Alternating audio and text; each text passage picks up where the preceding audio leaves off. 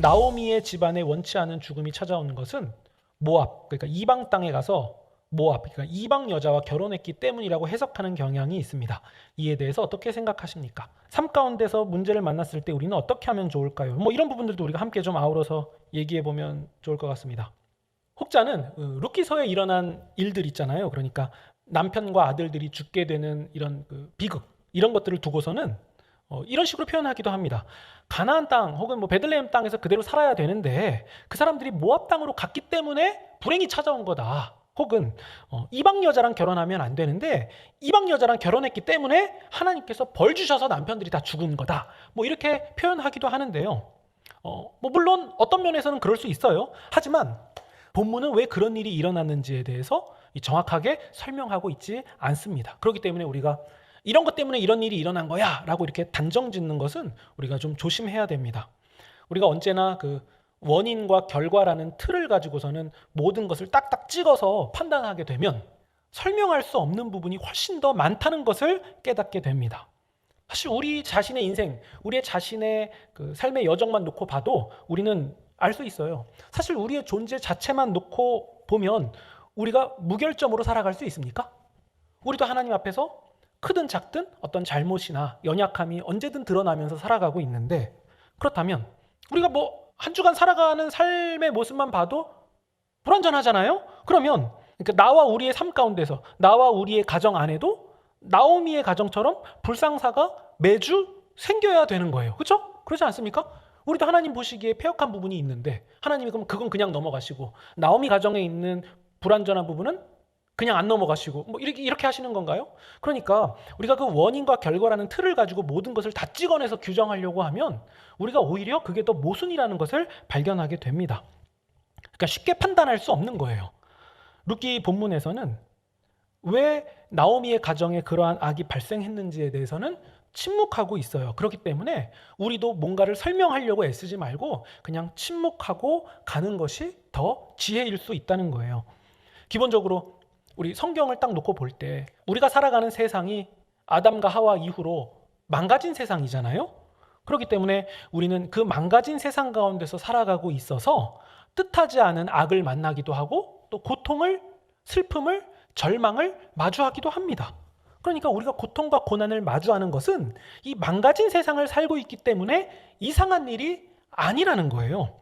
우리는 고통과 고난을 마주할 때마다 이 세상에서 하나님을 더욱 의지할 수밖에 없게 되고, 그리고 결국 우리는 완전한 나라, 곧 하나님의 나라를 꿈꾸게 되지 않습니까? 아, 우리는 이 나라에서 만족할 수 없구나. 이 나라에서는 늘 결핍과 고통과 슬픔이 있을 수 있구나. 그래서 우리는 이 세상에서 절망과 고통을 느낄 때마다 그 나라, 하나님의 나라를 꿈꾸는 사람들이구나. 나는 천성에 속한 사람이구나. 이런 것들을 우리가 하나씩 깨달아가게 되는 거예요. 그러면서 이 절망적인 세상에서 하나님을 더욱 의지하게 되는 부분이 발생하게 되는 거죠.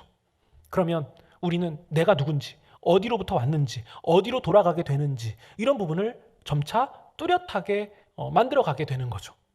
예전에는 그 가계의 저주 뭐 이런 류의 이론을 가지고서는 우리 삶에 일어나는 고통이나 슬픔, 절망 같은 것들을 설명하려고 했거든요.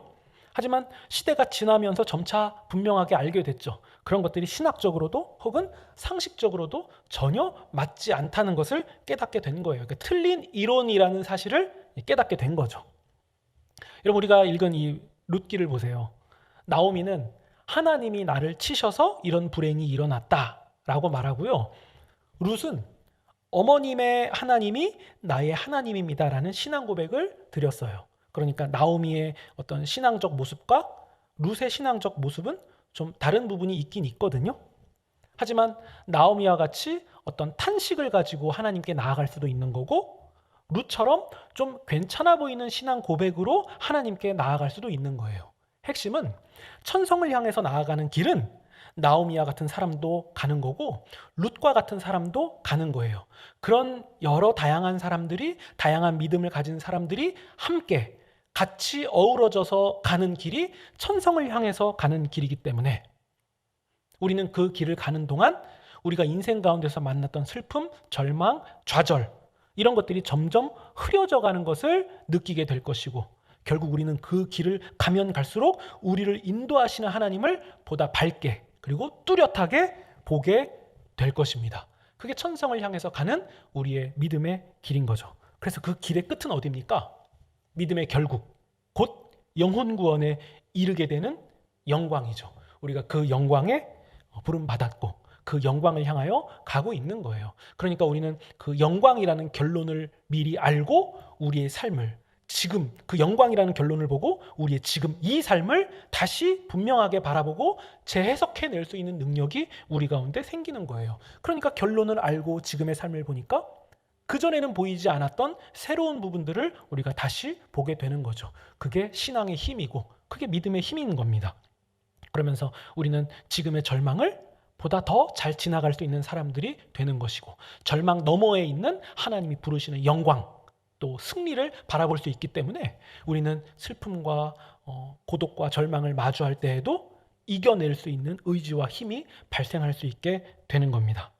이런 부분들을 우리가 좀 생각해 보시면서 우리 2번 질문 다시 보시면 나오미의 집안에 원치 않는 죽음이 찾아온 것은 모압 땅에 가서 모압 여자와 결혼했기 때문이다? 아니에요. 그렇게 우리가 쉽게 규정 내릴 수 있는 것들이 아니에요. 때로는 우리가 그 상황과 현실, 그러니까 나오미의 상황을 보면은 정말 곡식이 없으니까 나오미라고 이사 가고 싶었겠습니까? 고통 가운데서 그 흉년이라는 것을 피할 수밖에 없는 고통스러운 현실 가운데서 인간의 연약함으로 모압 땅에 갈 수밖에 없는 그런 불가피한 결정을 내릴 수도 있고 또 물론 그 당시에는 이방 여자와 결혼하는 것이 좋은 것은 아니었지만 불가피하게 이방 여자와 결혼할 수밖에 없는 그런 고통과 어려운 현실을 하나님께서 긍휼히 여기시는 부분도 분명히 있기 때문에 우리는 모든 것을 쉽게 단정지어서는 안 되고 우리를 사랑하시는 하나님과 은혜 그리고 하나님의 인도함에 따라서 우리의 삶을 다시 균형 있게 바라보는 것이 중요합니다. 이런 여러 가지 생각들을 가지고 우리가 다시 좀 보시면 좋겠습니다. 우리 이 부분을 기억하시면 좋겠어요. 예수님을 믿어도 아픈 건 아픈 거예요. 그러니까 예수님을 믿고 살아가는 신자로서 우리가 고통을 마주할 때에도 나 예수님 믿었으니까 안 아파 이렇게 현실을 부정할 필요 없이 나오미처럼 어떤 면에서는 하나님이 나를 치셨다라고 고백할 수도 있는 거예요. 그러면서 나오미의 그 고백이 끝에 가면 어떻게 바뀌죠? 기쁨을 주셨다고, 하나님이 우리 집안에 생명을 주셨다고 이렇게 고백하게 되잖아요. 반전이 일어나잖아요. 그러니까 신앙이라는 것은, 믿음이라는 것은 하나님과 동행하는 여정 가운데서 우리의 희노애락을 하나님 앞에서 솔직하게 고백하면서 결국 하나님이 나를 인도하셨다라는 결론으로 가게 하는 것. 그러니까 하나님이 인도하셨다라는 그 온전한 정답을 향해서 우리가 가게 되는 것, 그게 신앙의 여정이라고 생각하시면 좋겠어요. 예수님 믿어도 아픈 건 아픈 거고 슬픈 건 슬픈 거예요. 우리는 결국 그 여정을 통해서 우리가 보다 성숙해져 가는 기쁨을 경험하게 될 것입니다.